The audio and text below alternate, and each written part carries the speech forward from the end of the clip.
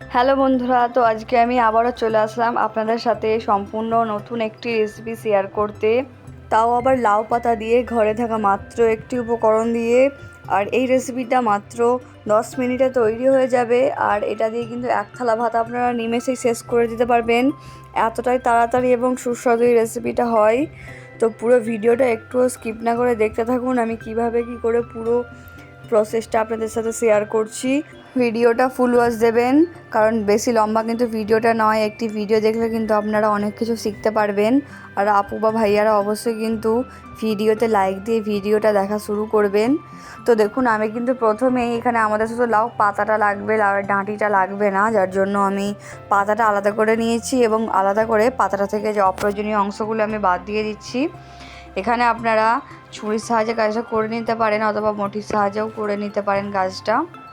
দেখুন, আমার কিন্তু সব পাতাগুলো রেডি। এবারে আমি একটু জলটা গরম করতে বসিয়েছিলাম, অল্প পরিমাণ জল। তো সেই পাত্রের মধ্যে আমি এই পাতাগুলো প্রথমে হাতের সাহায্যে হালকা করে ডুবিয়ে দিচ্ছি। দেখুন, এটা কিন্তু বেশি গরম নয়, হাত সহ্য করার মতো গরম। তো আপনারা এরকম একটু উল্টে পাল্টে এরকম প্রথমে ডুবিয়ে নেবেন লাউ পাতাটাকে নিয়ে। এবারে হচ্ছে যে আপনারা এটাকে ঢাকা দিয়ে দেবেন। ঢাকা দেওয়ার পর ওটা সেদ্ধ হতে থাকবে কিছুটা। আমাদেরকে ওটা ওই 70 থেকে 80% পর্যন্ত কুক করতে হবে। তো এবারে আমি একটা পাত্রে এখানে পেঁয়াজ কুচিয়ে নিয়েছি। পেঁয়াজের পর আমি এখানে পেঁয়াজ দিয়ে দিলাম। আমাদেরকে একটা স্পেশাল মশলা মাখাতে হবে। তো এরপরে আমি হচ্ছে এখানে 3টে কাঁচা লঙ্কা চিড়ে দিয়ে দিলাম। এরপর এখানে আমি টমেটো দিয়ে দিলাম একটা। টমেটোটাকে আমি নর্মালি কুচিয়ে নিয়েছি। এরপরে খুব সরু সরু করে যে আলু ভাজাগুলো আমরা স্লাইস করে রেখেছিলাম, আলু ভাজাগুলো মানে আলু ভাজা বলতে আলুগুলো স্লাইস করে রেখেছিলাম, সেটা দিয়ে দিলাম। এরপরে হচ্ছে যে আমি এর মধ্যে প্রথমে 1 চামচ পরিমাণে লবণ, হাফ চা চামচ পরিমাণে হলুদ গুঁড়ো, এখানে 1 চামচ পরিমাণে লঙ্কা গুঁড়ো দিয়েছি। এখানে আপনারা ঝালের পরিমাণ অনুযায়ী কম বেশি করে নেবেন। এরপর দেখুন, আমি এর মধ্যে এবার ভাজা ধনে গুঁড়ো দিয়ে দিলাম 1 চামচ পরিমাণে। দেওয়ার পর এবারে আমি এখানে অল্প পরিমাণে ভাজা জিরে গুঁড়ো দিয়ে দিয়েছিলাম শেষে। তো চাইলে আপনাদের কাছে থাকলে আপনারা অবশ্যই দেবেন। এরপরে আমি হচ্ছে এর মধ্যে সরিষার তেল দিয়ে দিচ্ছি। এখানে এই গোটা রান্নাটা কিন্তু আমাদেরকে সরিষার তেলেতেই করতে হবে। তো আমি একটু বেশি করে সরিষার তেলটা দিয়ে দিলাম। দিয়ে এবারে তেলের সাথে খুব মশলাগুলোকে খুব ভালোভাবে আমাদেরকে হাতের সাহায্যে এরকম মেখে নিতে হবে, চটকে চটকে। দেখুন আমি যেভাবে মেখে নিচ্ছি খুব ভালোভাবে। এই কাজটা যদি আপনারা হাতে করে করেন তো ভালো হয়। আর এখানে সরষের তেলটা আপনারা মাস্ট ইউজ করার চেষ্টা করবেন, কারণ এই রান্নাটার অ্যাকচুয়াল স্বাদ তখনই আসবে যদি আপনারা সরিষার তেল দিয়ে রান্নাটা করেন। তো দেখুন, আমার কিন্তু মাখানো হয়ে গেছে। এবারে আমি এখানে কয়েকটা ছোট ছোট চিংড়ি মাছগুলো দিয়ে দিলাম। এবারে চিংড়ি মাছগুলো দেখুন, আমি এখানে ছোট ছোট চিংড়ি মাছগুলো নিয়েছি। আর এগুলো কিন্তু আমি আগে থেকেই মানে এর যেগুলো বাদ দেওয়ার হয় সেগুলো কিন্তু আগে থেকে বেছে বাদ দিয়ে দিয়েছিলাম। দেওয়ার পর এবারে মাছের সাথে আমি খুব ভালোভাবে সব উপকরণগুলোকে মাখিয়ে নেব। যারা দেখবেন মাছ খেতে চায় না বা সবজি খেতে চায় না, তাদেরকে যদি আপনারা এই রেসিপিটা একবার ট্রাই করান, তারা কিন্তু মুগ্ধ হয়ে যাবে। এতটাই সুস্বাদু হয় এই রেসিপিটা খেতে, একবার খেলে কিন্তু বারবার খেতে চাইবেন রেসিপিটা। দেখুন, এবারে হচ্ছে যে আমি পাতাগুলো ভালোভাবে সেদ্ধ হয়ে গেছিলো। তো এবারে আমি এখানে একটা পাত্রে আমি প্রথমে পাতাগুলো নিয়ে নিলাম। এখানে চাইলে আপনারা 2টো করে পাতার লেয়ারও দিতে পারেন, আর যেহেতু একটা ছোট আর একটা বড় লেয়ার আমি দিয়ে দিয়েছি পাতার। এবারে দেখুন, আমি হচ্ছে যে আমরা যে হাতে মেখে আমরা যে স্টাফিংটা রেডি করেছিলাম মাছের, সেটা আমি দিয়ে দিলাম এর মধ্যে। দিয়ে এই লাউ পাতাটার সাথেই আমাদেরকে খুব ভালোভাবে এটাকে কভার করে নিতে হবে। আপনারা কিন্তু এটাকে মানে বেশি টানাটানি করবেন না, তাহলে কিন্তু দেখবেন এই যে পাতাটা আছে এটা যেহেতু সেদ্ধ হয়ে গিয়ে এখন নরম হয়ে গেছে, তাহলে কিন্তু এটা ছিঁড়ে যাবে। তো দেখুন, এবারে কিন্তু আমি একে একে সবগুলোকে রেডি করে নিচ্ছি একইভাবে। দেখুন, প্রথমে কিন্তু একটা বড় পাতা দিয়ে দিলাম, এরপরে হচ্ছে যে একটা ছোট পাতা দিয়ে দিলাম। দেওয়ার পর এবারে হচ্ছে যে আমরা যে পুরটা রেডি করে রেখেছিলাম মেন পুরটা এবারে আমরা দিয়ে দিলাম।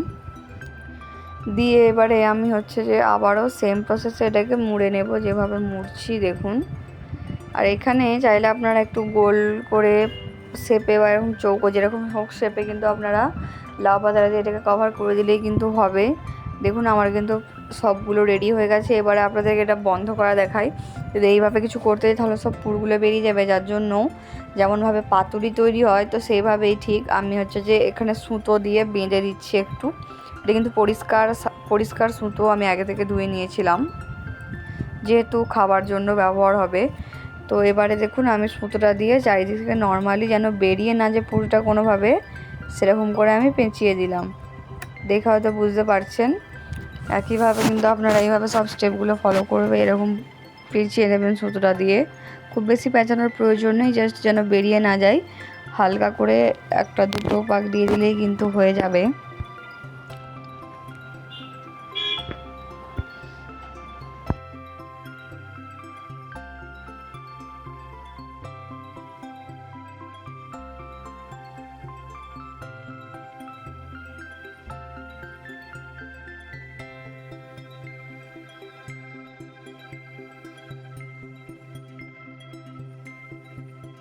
দেখুন আমার কিন্তু সবগুলো এবারে বাঁধা হয়ে গেছে। এবারে আমি ফ্রাই প্যানেতে তেল গরম করে তেলের ওপরে এগুলো দিয়ে দিলাম। এটা কিন্তু ননস্টিকের ফ্রাই প্যান। তো দেখুন আমি তেলটাকে গরম করে নিয়ে মানে হালকা করে দিয়ে তারপর হচ্ছে যে আমি এটা তেলেতে দিয়ে দিলাম। দেখুন এখনই দেখতে কতটা পরিমাণে ইউনিক এবং টেম্পটিং লাগছে। আপনারা একবার হলেও কিন্তু অবশ্যই বাড়িতে এভাবে বানিয়ে ট্রাই করে দেখবেন। লাউয়ের সেই একঘেয়ে রেসিপি না খেয়ে যদি কিছু নিত্য নতুন ট্রাই করতে চান তো এই রেসিপিটা আপনাদের জন্য বেস্ট হবে। দেখুন এবারে এটা আমাদেরকে ভাপাতে রেখে দিতে হবে, যেহেতু ভেতরের জিনিসগুলো কাঁচা আছে যার জন্য আমরা ওটাকে ভাপাতে রেখে দেবো। এবার দেখুন আমি ঢাকা দিয়ে দিলাম, ঢাকা দিয়ে এবার এটাকে ভাপিয়ে নেব। দেখুন আমি কিন্তু ভাপিয়ে নিয়েছি আর অনেকটা কিন্তু জলও বেরিয়ে গেছে, আপনারা হয়তো দেখে বুঝতে পারছেন।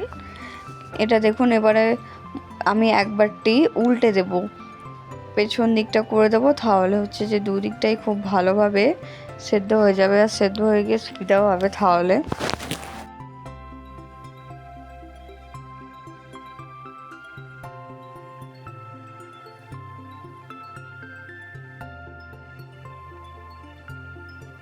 দেখুন আমার কিন্তু সব লাউ পাতার রেসিপিগুলো রেডি হয়ে গেছে। এবারে আমি আপনাদেরকে একটা খুলে দেখাবো।